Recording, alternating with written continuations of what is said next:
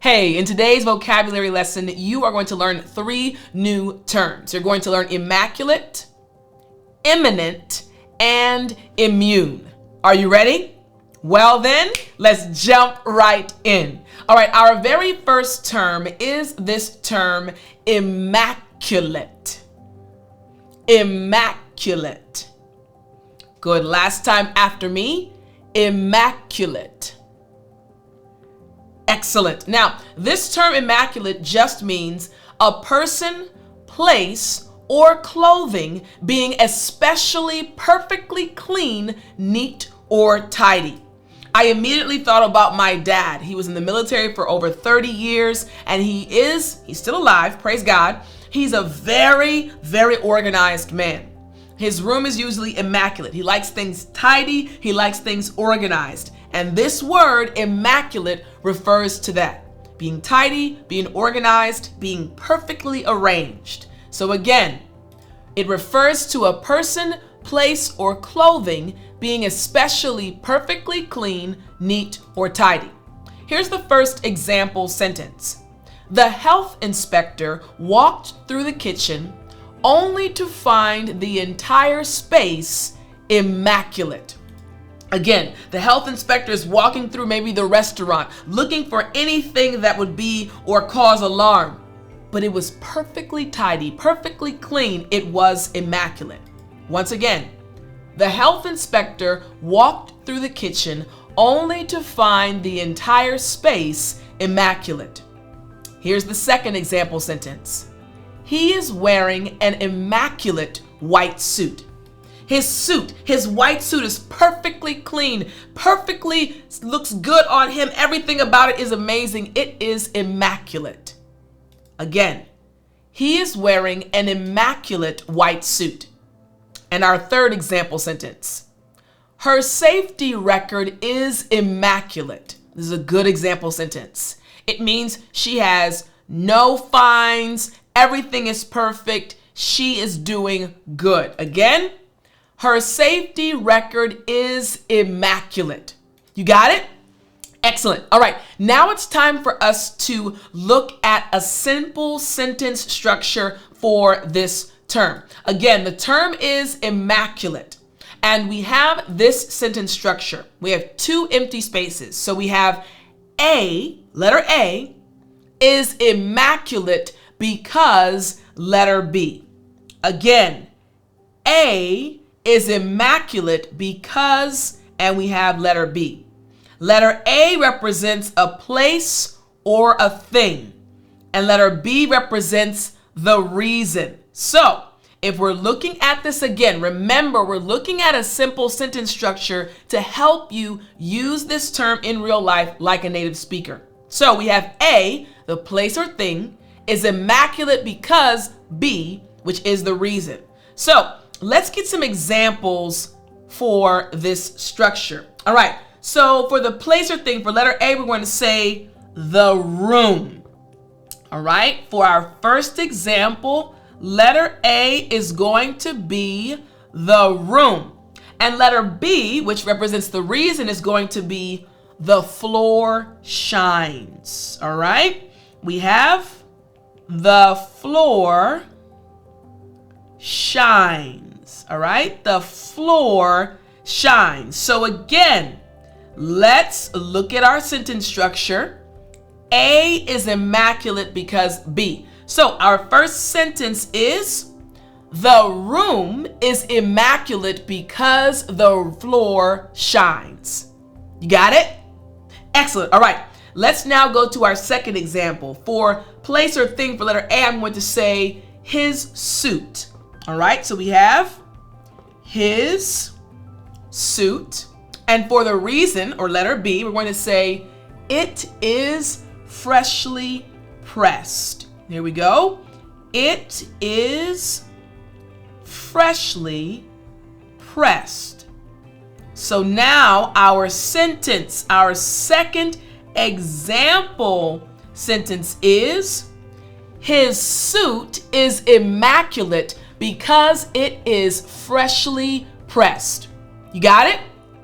Excellent. All right, now let's get one more example sentence using this structure. For letter A, the place or thing, we're going to say the garden. All right, the garden. And then the reason we are going to select is it has no weeds. All right, it has no weeds. All right, so here's our third example sentence. The garden is immaculate because it has no weeds. You got it? Excellent. All right, so now you understand our first term, the first term being immaculate. Now it's time for us to go to our next term. Our next term is imminent. Imminent. Again, last time after me, imminent. Excellent. Now, this term imminent just means something that is about to happen. I'm looking up at the sky. I'm seeing that the clouds are coming in. I'm seeing that it's getting dark. It's getting a little bit cooler outside and dark, and the trees are blowing in the wind. Wow. A storm is coming soon. A storm is about to happen. A storm is imminent. You got it? Excellent. So intelligent. Here's the first example sentence. They were in imminent danger of being swept away by the tornado. It was about to happen. The tornado was so strong, it was coming towards them. This was about to happen. They were going to be swept away. Again, they were in imminent danger of being swept away by the tornado. Here's the next example sentence. They were in imminent danger. Again, they were in imminent danger. They were about to be in a very dangerous situation. It was about to happen. It was almost certain. Once again, they were in imminent danger. And finally, by the look of the clouds, a storm is imminent. Again, by the look of the clouds, a storm is imminent. I'm looking at the clouds, similar to the example I gave you at the beginning, and I'm seeing, it is getting dark.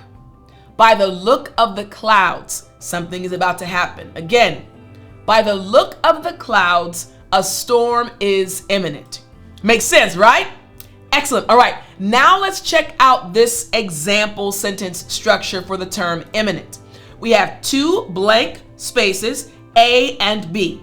Here's the sentence structure. A is imminent, so B. Again, A is imminent, so B. Letter A now represents an event, and letter B represents an action. So, an event is imminent, so there's going to be an action. Let's check out some examples, all right? So we have this example sentence structure. Let's say for the first one, let's put, for the event, let's say the storm. The storm. A song just came in my head from when I was younger. Though the storms keep on raging in my life, and sometimes it's hard to tell the night from day. I like that song. All right, so we have the storm. Now we need to pick an action. Because the storm is coming, what's the action? We need to find shelter. This is B. We need to find shelter. All right, we need to find shelter. So our first sentence using this structure is, the storm is imminent, so we need to find shelter. You got it? Excellent. All right, here is the next example. For the event, let's say the exam. All right, so we have the exam. And then for the action, we'll say, I am reviewing my notes. So the exam is coming. What am I doing? I am reviewing my notes. Here we go. I am reviewing my notes. All right, so here's the second sentence. The second sentence using this simple but easy to understand sentence structure. Simple and easy to understand. Here we go. The exam is imminent, so I am reviewing my notes. You got it? Yes. All right. Here's the third example. All right. Our third example, we have the event being the party. All right. We have the party. And then for the action, the party's coming. It's imminent. What's the action?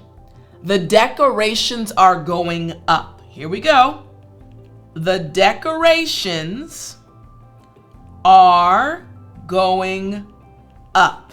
All right. Are going up. So here is the example sentence.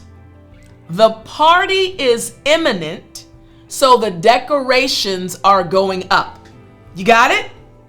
Excellent. So now you understand the term and also the simple sentence structure, which leads us to our third term. Our third term is immune. Immune. Again, last time after me. Immune.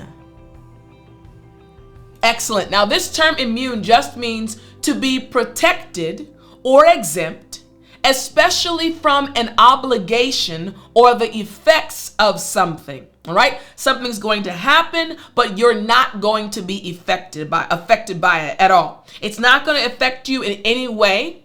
You're protected. You're immune. So for example, our immune system, we need to have a strong immune system to protect us from viruses, to protect us from any germs. Immune. You got it? Excellent. All right. Here's the first example sentence. The visitors were immune from legal action for taking pictures of the rare plant.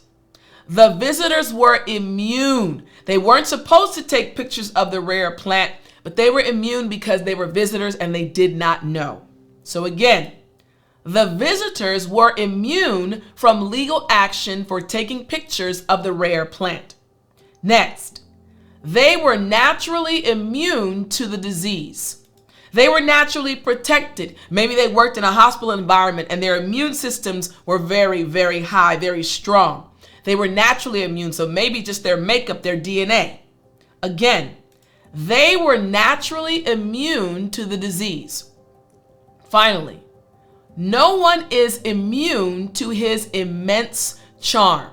No one is safe. No one is protected. This is a funnier one.